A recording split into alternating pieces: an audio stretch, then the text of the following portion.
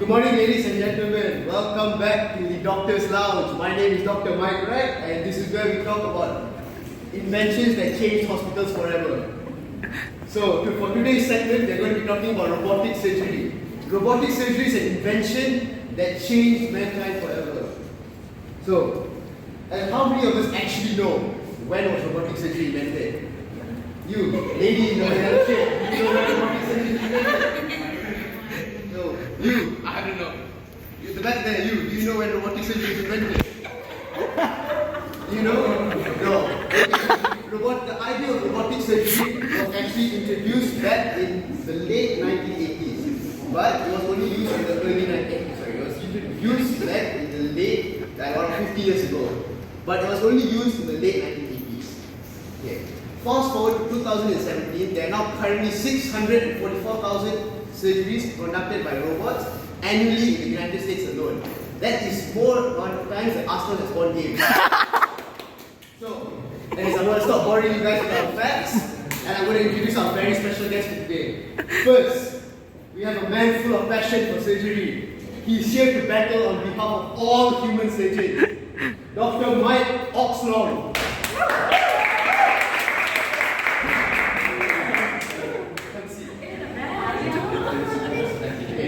Next up, we have a man who is here to bring down human surgery on his own with his own 2 feet.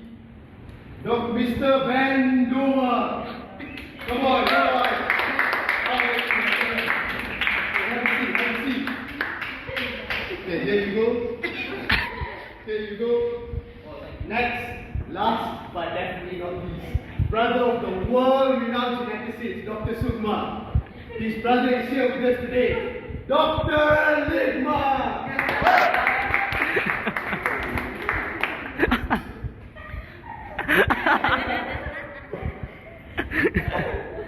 How are you? So how about you, lovely gentlemen, introduce yourselves to our audience so they know who you are and why you're here today. Hello everyone. My name is Dr. Mike Oxlong, and I'm a doctor for surgery. Okay. My name is Mr. Van Dover, and I'm here talking about the things about surgery. Hello, I'm Dr. Lima, and I'm the CEO of M-Bots Company.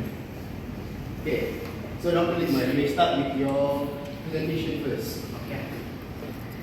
So, first of all, I want to say thank you for inviting me to this, what's the name of the show again? Doctor's Lounge. Doctor's Lounge. Thank you for inviting me. So, as you all may know, I'm Dr. Lima. I'm the CEO of M-Bot Company. I co-founded this company with my twin brothers, Dr. Sokma. Okay. So, our company is specialized in robotics technology. So first, I'm going to show you what is our company capable of.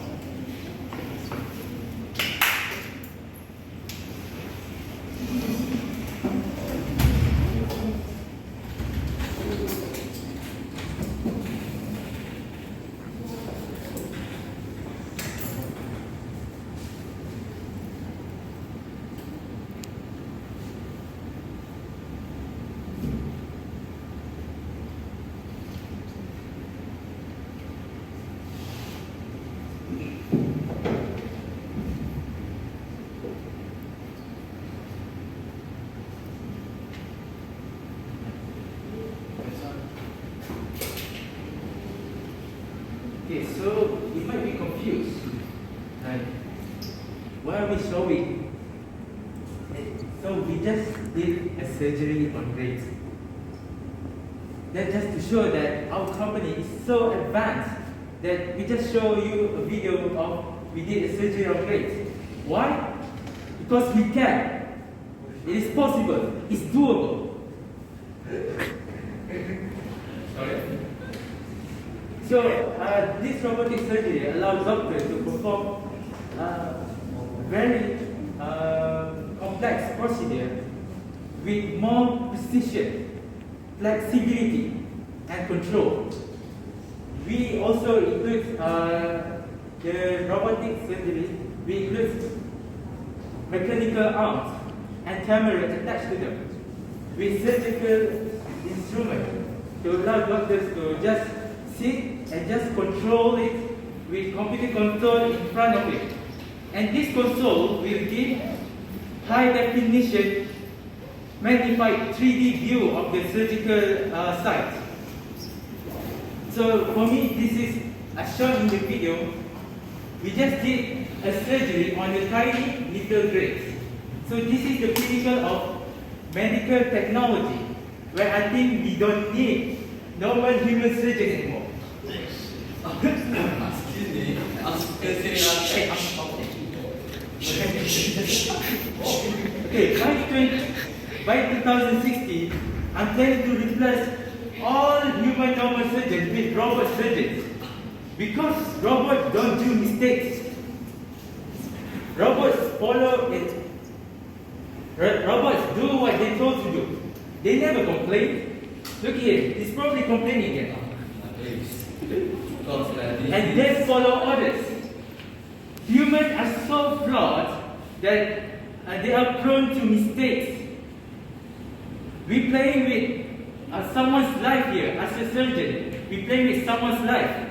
So there's no room for mistakes. I'm sorry for my...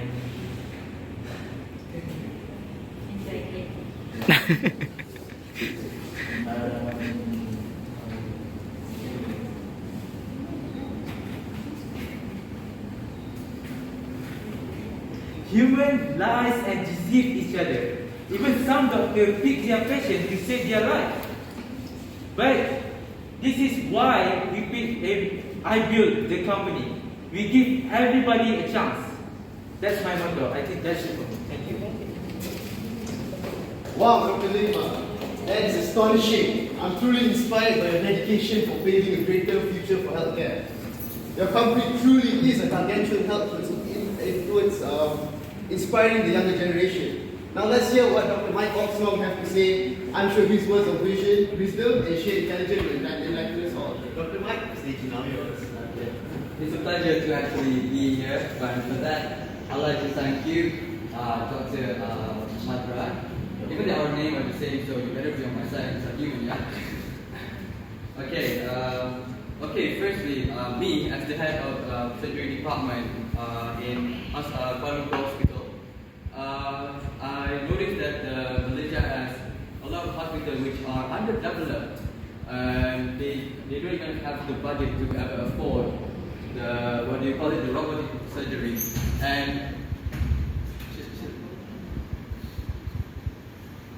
given that the price for robotic surgery is very high peak and you can even become broke in one span, not to mention about the maintenance as well. And second counter argument that I could give, which is aside from our medical aspect, is that the employment rate of doctors these days is going down. Considering that there's a lot of doctors, there's a lot of people who actually manage to become a doctor, and also if there's a lot of doctors, and the chances to be a doctor will be decreasing. And then adding with this robotic, what do you call it again? Sorry? What do you call your product? Robotic what? Oh, I see, you're too ashamed, I guess. Well, robotic surgery, well then, it's not going to work in this human world, because it's going to bring doctors down, it's going to destroy the whole career. And for that, imagine what would happen to the unemployed people, to the unfortunate families, if robotic surgery actually becomes a thing, just to fulfill and keep the business going for this arrogant man right here. I'm talking. Hey, listen, sure, sit down. Sit. You want to lose it? Listen, sure. Oh, not bad, I guess. Well, cool standing. Anyway, moving on to my last counter argument on this one, with chefs. Sorry.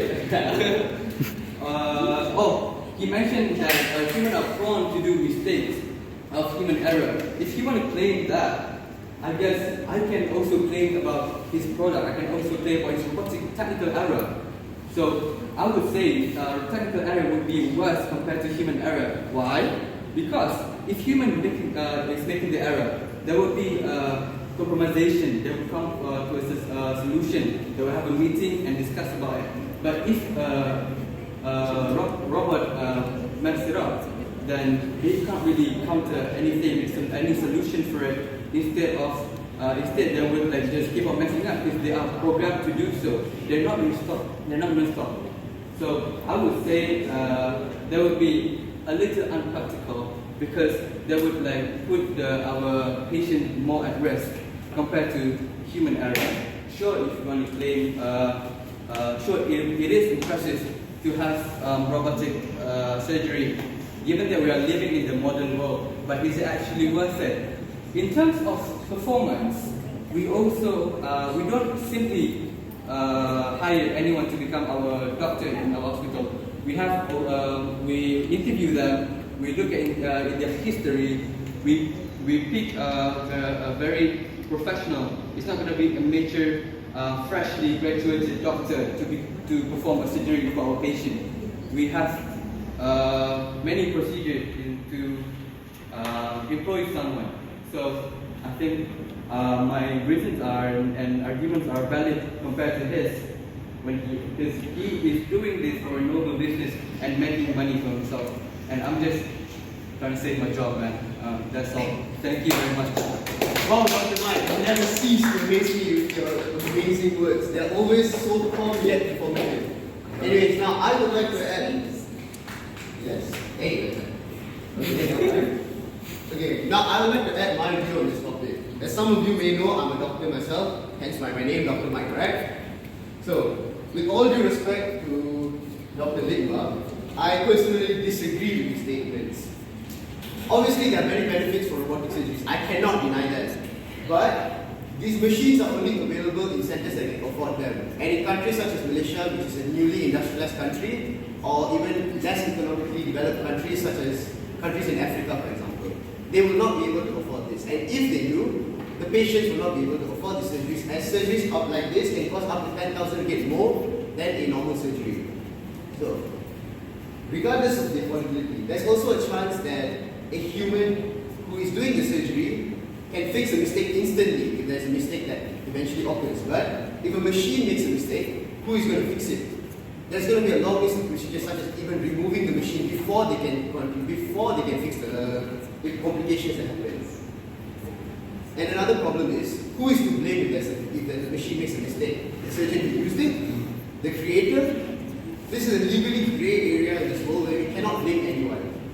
So for poor families who manage to scrap for the money, for them to eventually afford the surgeries, they cannot sue anyone, nor the hospital, nor the surgeon, or the creator. So we don't even have to look at this in a medical field. Obviously, affordability is a very big thing because, as you know, many people won't be able to afford the surgeries.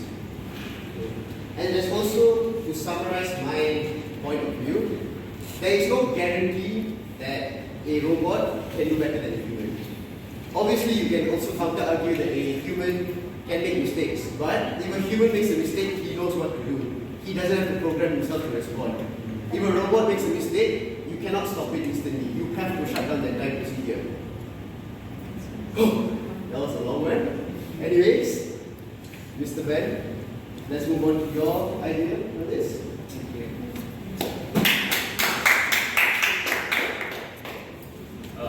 My name is Mr. Ben Dover, and right, I'm gonna get one thing straight in. I don't specialize in anything. I'm just a scientist. I'm not a scientist. I don't specialize in anything grand, and I'm just a normal labor worker. And sorry. Once again, I just want to talk about my sister. She underwent a surgery quite a few years back. She was diagnosed with heart cancer. There was a tumor on her heart, and she had to undergo many surgeries as well as chemotherapy. And the doctor almost claimed her to be cancer-free. But just to be sure, he said, just to be sure, one more surgery, just one more. And yeah, I allowed it because it was the best part of our family's news, you know. So when that happened, you'd be surprised what our family's face looked like when he left the room. He told us, sorry, Kate couldn't make it. I was distraught. It was terrible. I thought it was a mistake or a plan from God. But it was impossible. There were so many people. There were so many procedures and surgeries. They even said it was cancer-free. But I let that slide. A couple of days later, I got a call from an anonymous nurse. You know what she said? She said the surgery was actually an accident. The doctor accidentally slipped the scalpel, missed the tumor. It hit something else. You have no idea how furious I was. I wanted to storm in the hospital, give him a right job. But I didn't, because apparently in the reports, the doctors were considered to do a human error. So he didn't lose his job, there was no consequences, and they moved on. So I'm telling you now, when are we going to start utilizing robot surgery, where mistakes will be less than that of humans? Humans are obsolete. We are flawed. We tend to do mistakes. We tend to do bad choices. Yet the consequences is very, very dire. According to a study made by Johns Hopkins, stated that more than 250,000 people died in the United States due to medical mistakes. This makes it the third leading cause after heart disease and cancer. I feel like humans should really consider the thought of having robotic surgery. Because, to be honest, having a doctor is like a lottery. The best reward always has a lower chance of obtaining than that of the latter. Thank you very much. Mr. Beck, there was one emotional story. I'm so sorry for your loss. I would like to extend my condolences to you and your family. I'm sure this was indeed a big loss to you. And especially your mother. If she needs any help, ask her to give me a call. Anyways, I think this is a good time to conclude the show. I would like to thank our special guest of honor for joining us today. But most importantly, all of you that are listening to us. So don't forget to watch the next episode of Doctor's Lounge next Wednesday at 9 a.m.